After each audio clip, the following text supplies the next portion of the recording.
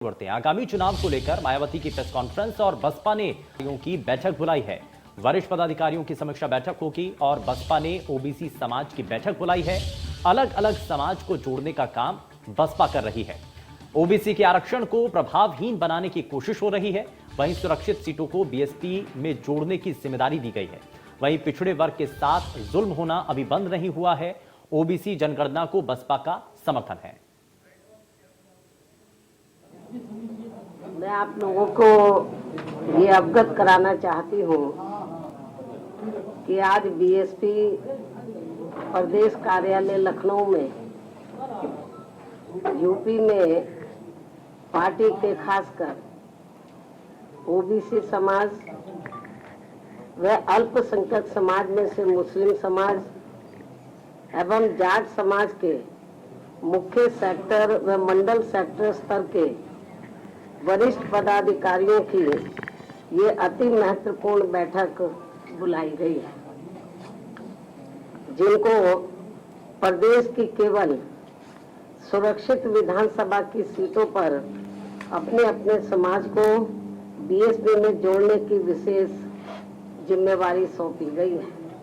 इनके साथ साथ प्रदेश की सामान्य विधानसभा की सीटों पर भी अलग से इन वर्गों के अन्य लोगों को भी लगाया हुआ है। आज यूपी सहित पूरे देश में अति पिछड़े वर्गों के लोगों को विशेषकर शिक्षा, सरकारी नौकरियों आदि में जो इन्हें आरक्षण संबंधी सुविधाएं मिली हैं, तो ये सब वास्तव में पूरी की पूरी देन देश के करोड़ों दलितों, आदिवासियों एवं अन्य पिछड़े वर्गों के मसीहा व भारतीय संविधान के मूल निर्माता परम पूज्य बाबा साहब डॉक्टर भीमराव अम्बेडकर की ही है। जानकारी के साथ हम भी जुड़ चुके हैं। खुर्रम, जरा सबसे पहले, क्योंकि बसपा का ये जो बैठक है इसमें बहुत सारी चीजों को साधने की कोशिश की जा रही है, मकसद यहां से क्या नजर आ रहा है और आने वाले विधानसभा चुनावों को कितनी तैयारी?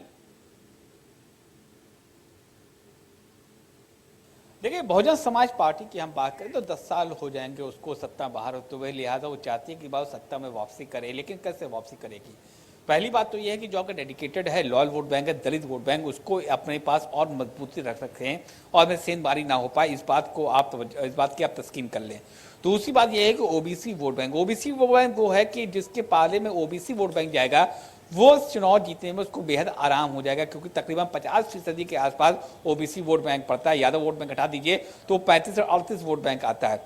यानी कि अगर आप देखें तो गैर यादव ओबीसी वोट बैंक को भी आप साथ लें, दलितों को साथ लें, तो जाहिर सी बात है फिर आपका जो वोट परसेंटेज है बहुत बेहतर हो जाएगा और फिर आपको सीटें जीतने में खासी मुश्किल नहीं होगी। मायावती यही कर रही हैं। मायावती जो इस तरीके से ओबीसी और दलित वोट बैंक को अपनी तरफ पुख्तगी से रखना चाह रही हैं, वो उसकी कोशिश है। यही वजह है कि वो इस बात को लेकर कह रही हैं। आज पहली बार उन्होंने कहा कि बहुमत से उनकी सरकार बन रही है 2022 में, बनेगी नहीं बनेगी भविष्य बताएगा। लेकिन जो खास बात वो ये है कि वो जिस तरह तैयारी कर रहे हैं, उनको उम्मीद है कि अगर ये तैयारी उनको अमली जामा पहना ले जाती है और धरातल पर उतर आता है तो फिर वो सत्ता में वापसी का पूरी सत्ता वापसी उनकी हो सकती है।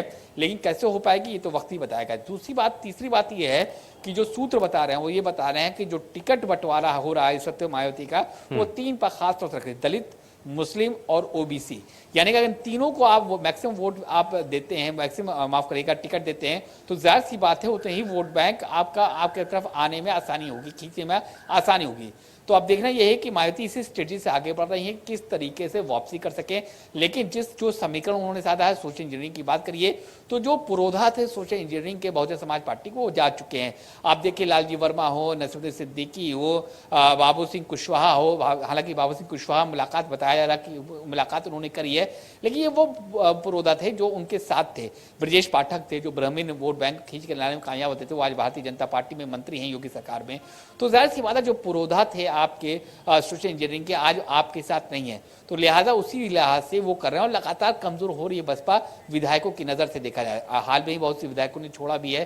तो जाहिर सी बात है कि आप किस तरीके से मायावती इस जो एक तरह से वैक्यूम जो क्रिएट हुआ है सोशल इंजीनियरिंग के पौधों का, उसको वो कैसे भरती हैं और टिकट कैसे बंटवारा करती हैं। बिल्कुल ये बड़ा चुनौतीपूर्ण होगा बसपा के लिए और बसपा सुप्रीमो मायावती के लिए भी। बिल्कुल जाहिर तौर पर। खुर्रम, बहुत शुक्रिया इस पर जानकारी देने के लिए।